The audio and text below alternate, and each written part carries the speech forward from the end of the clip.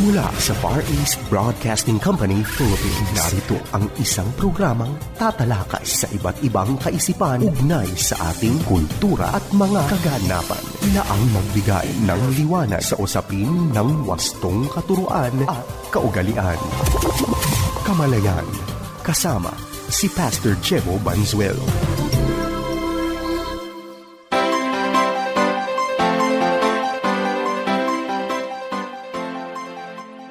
Isang mapagpala at mabiyayang araw mga kapatid. Kumusta na po ang bawat isa? Ito nga po ang programang Kamalayan na inyong napapakinggan sa FEBC Radio TV. Tayo po ay pwede ring mapanood sa Facebook Live at YouTube channel ng 702 DZAS FEBC Radio TV, gayon din sa channel 185 sa GCTV. Yan po ay tuwing linggo, alas 7 hanggang alas 7:30 ng umaga.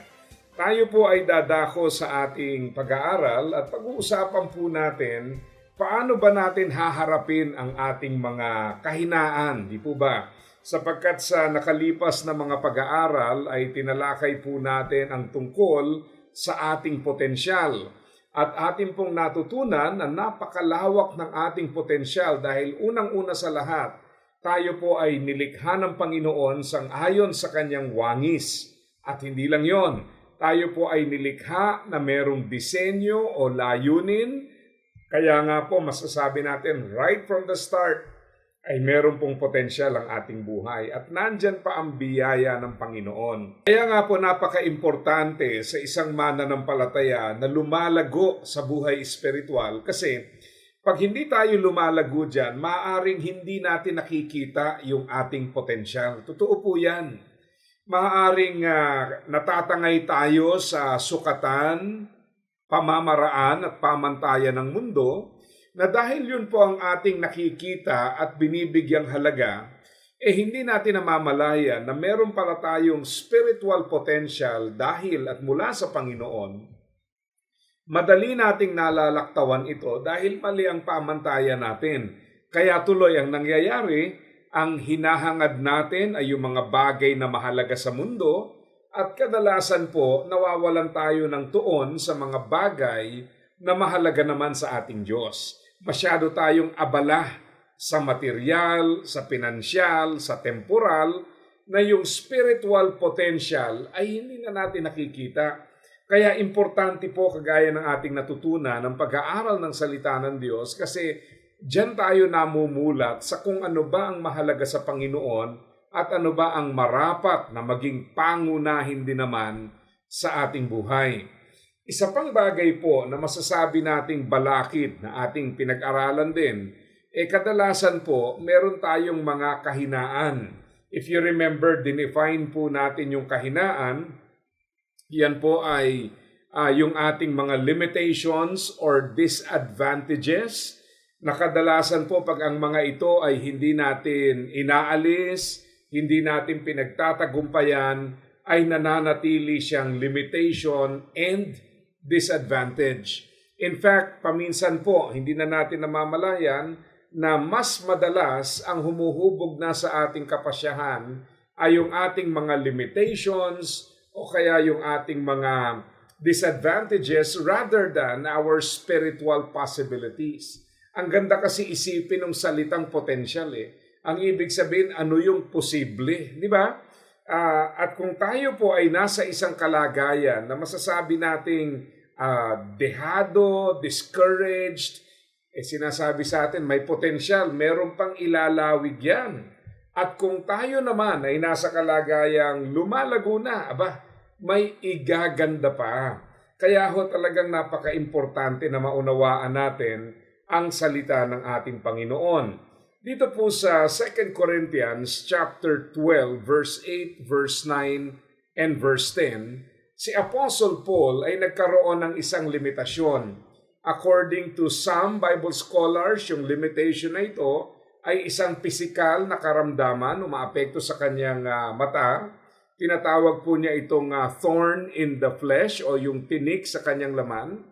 At sa kanyang kaisipan, kung ito ay maaalis, ay makapaglilingkod siya ng mas madali mas malaya. Di ho ba tayo rin pag naglilingkod tapos merong karamdaman, may problema, kadalasan pong nasa isip natin kung wala lang sana ang mga problema na ito, ang mga hadlang na ito, malayo na sana ang aking narating. Pero titingnan po natin ngayon, ang Panginoon po ba ay concern lamang sa pagtanggal ng mga bagay na ito at yun lang ba ang bukod tanging solusyon? Ang sabi po sa 2 Corinthians 12 verse 8, 9, and 10, 3 different times I begged the Lord to take it away. Each time He said, "My grace is all you need. My power works best in weaknesses. So now I am glad to boast about my weaknesses so that the power of Christ can work through me. That is why I take pleasure in my weaknesses and in the insults, the hardships, the persecutions, and troubles that I suffer for Christ.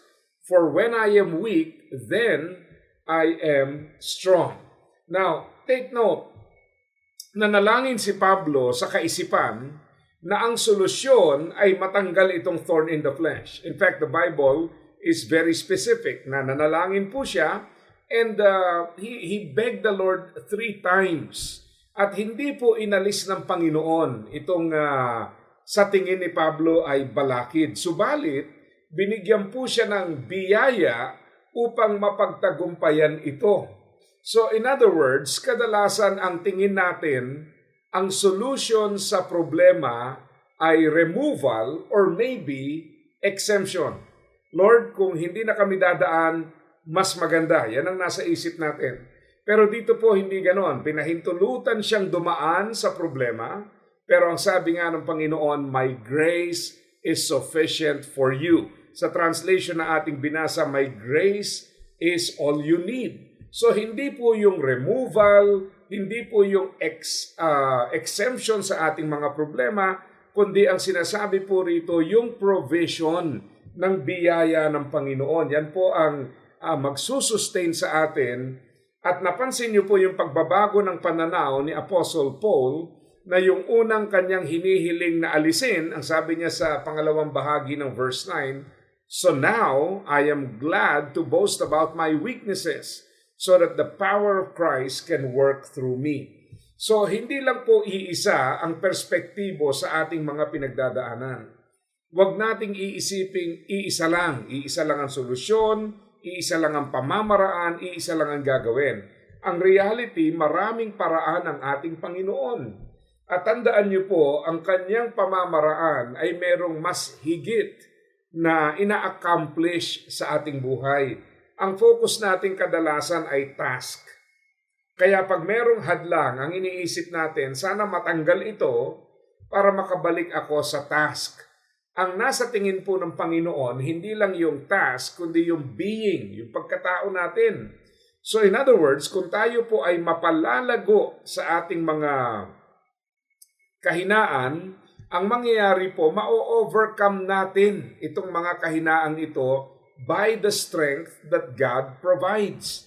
At sa pamamagitan po niyan, mas makapaglilingkod tayo ng tama. Bakit po? Well, una sa lahat, dahil magagawa lang natin yan sa kanyang biyaya, yung humility at yung reality na yon will make others see Jesus in our lives. Makikita, mababakas natin personal at ng mga taong nakapaligid na ang Diyos mismo ang siyang kumikilos sa ating buhay.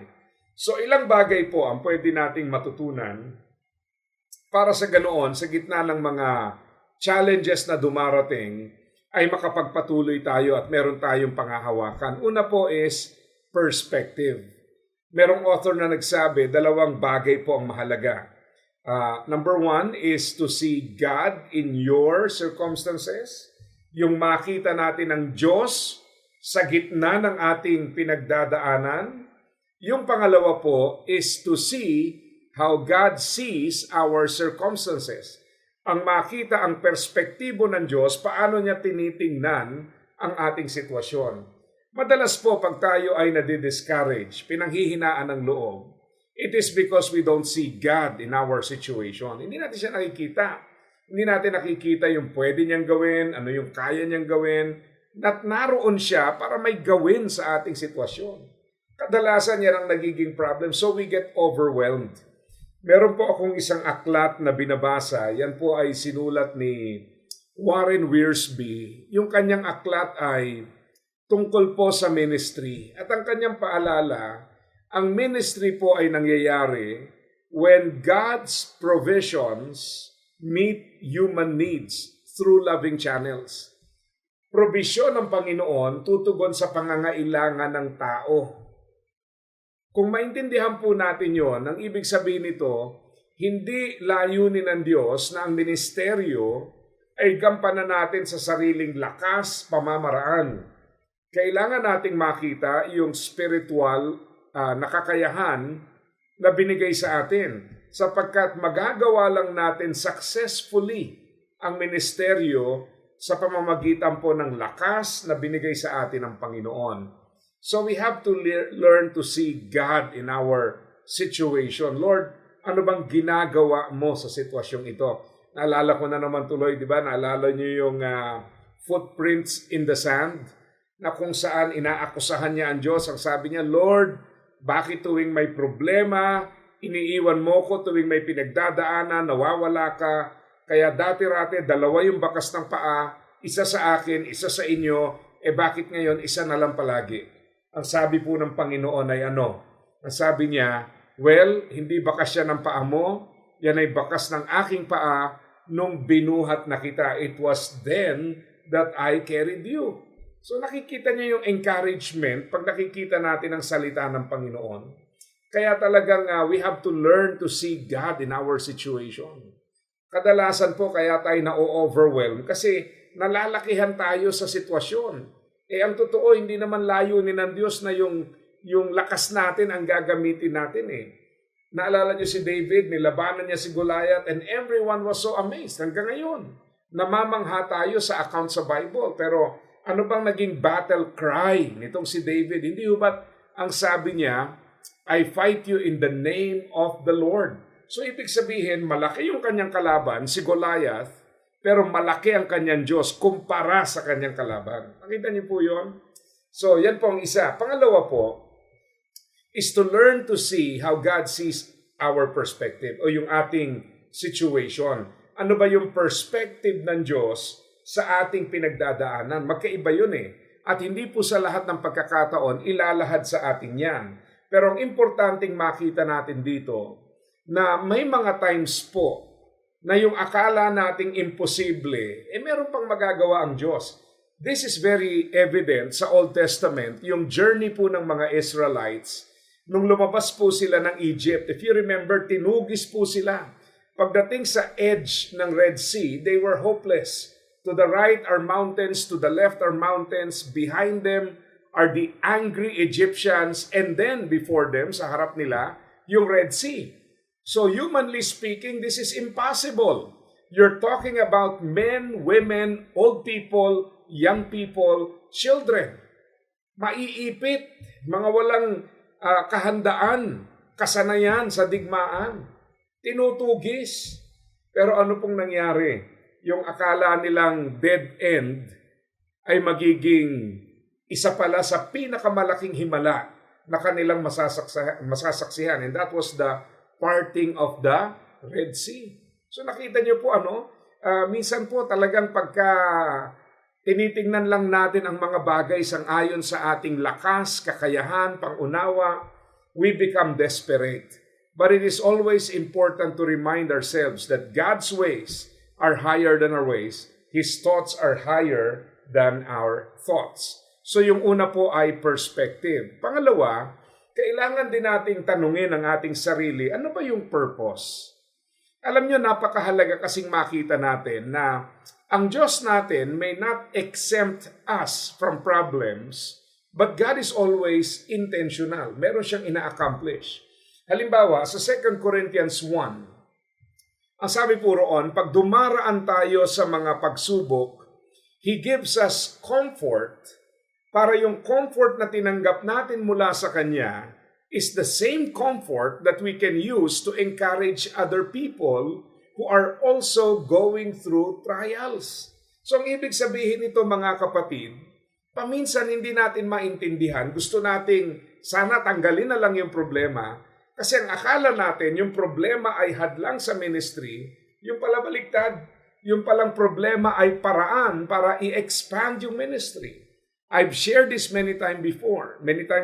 Naalala niyo po na brain tumor ako ng 2018. So, na-operahan po yan and praise God, successful naman, pero minomonitor from time to time. Now, why am I sharing this?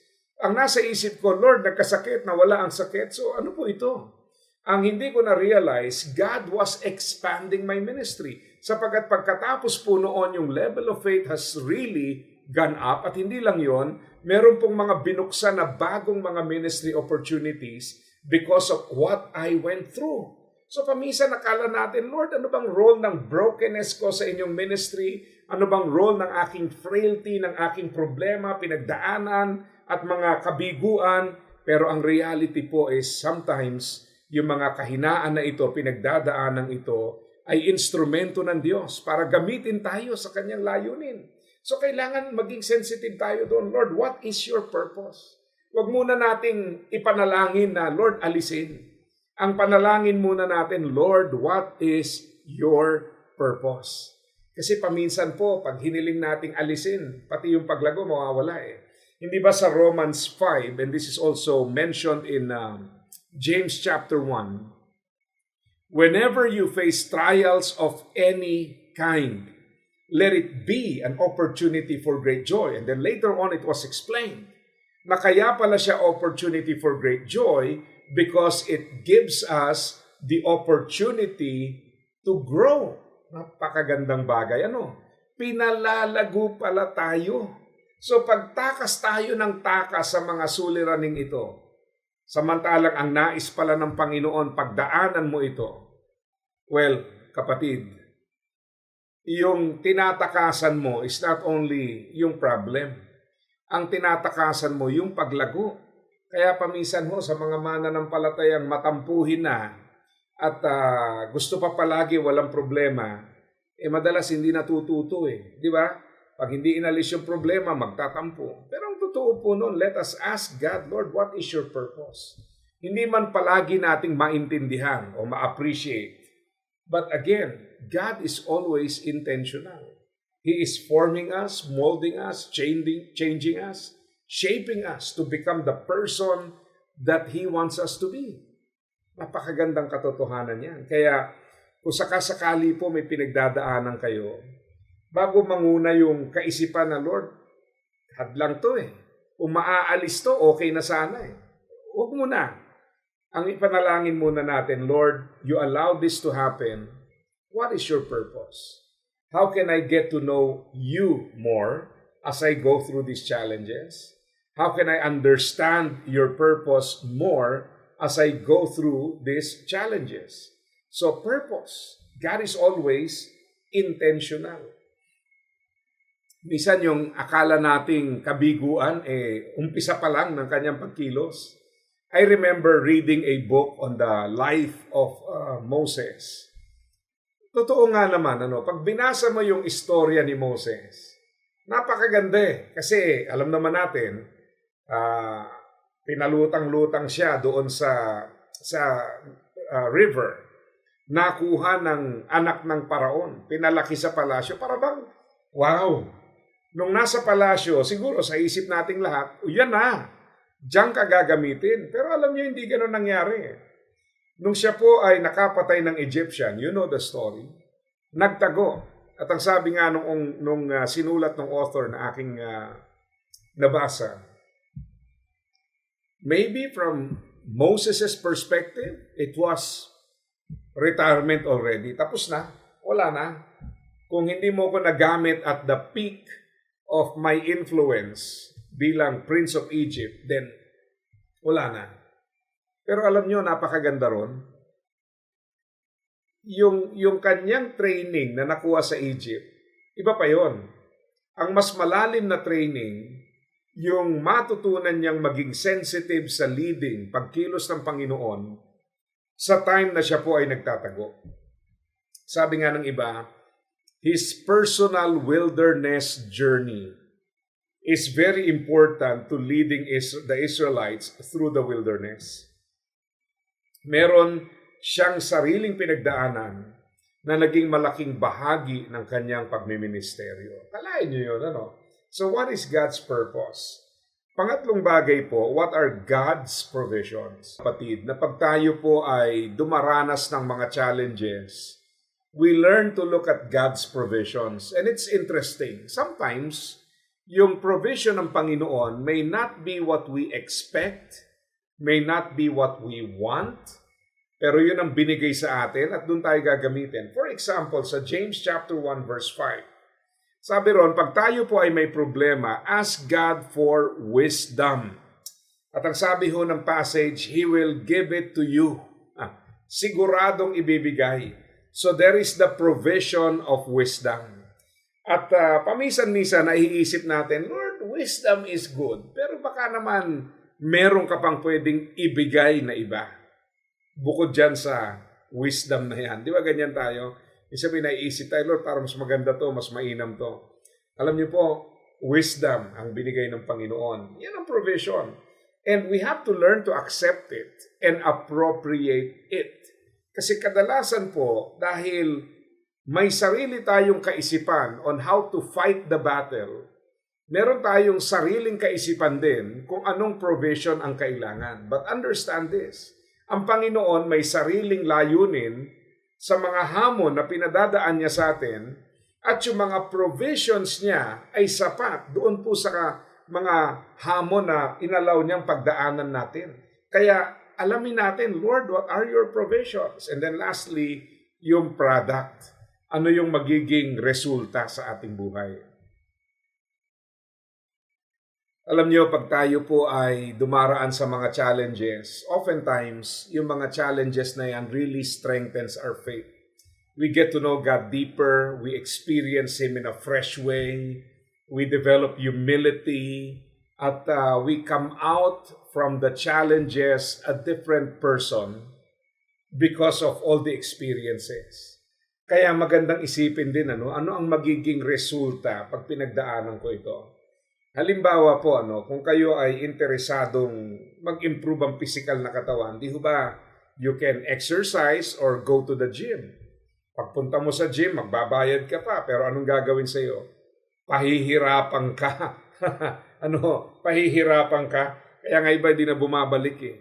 Pero mahalagang tandaan na yung hirap na pagdadaanan mo doon, may intensyon, may patutunguhan, magdadala ng resulta yon. Ganyan din sa Panginoon. What He allows is always beneficial and it possesses the capacity to change us in ways that we cannot even fathom. Kaya napaka-importante po that as we go through trials, challenges, let us learn to trust the Lord, knowing that He is wise, He is good, He loves us, and that He is always intentional. Kaya mga kapatid, naway maging kalakasan natin ang mga katotohanan ito. Muli, ito po ang programang Kamalayan na napapakinggan sa FEBC Radio TV, napapanood sa Facebook Live at YouTube channel ng 702 DZAS FEBC Radio TV, gayon din sa Channel 185 sa GC TV. Ito naman ang inyong lingkod, Pastor Jebo Banzuelo, pansamantalang nagpapaalam at nagpapaalala sa bawat isa na ang buhay na ginagamit ng husto at wasto ay walang pagsisisi pagdating sa dulo. God bless po sa inyong lahat. Iyong napakinggan ang Kamalayan. Para sa iyong mga tanong, komento at suhestyon, mangyaring bumisita sa ating Facebook fanpage, Kamalayan FEBC, o mag-email sa kamalayan@dzas.febc.ph.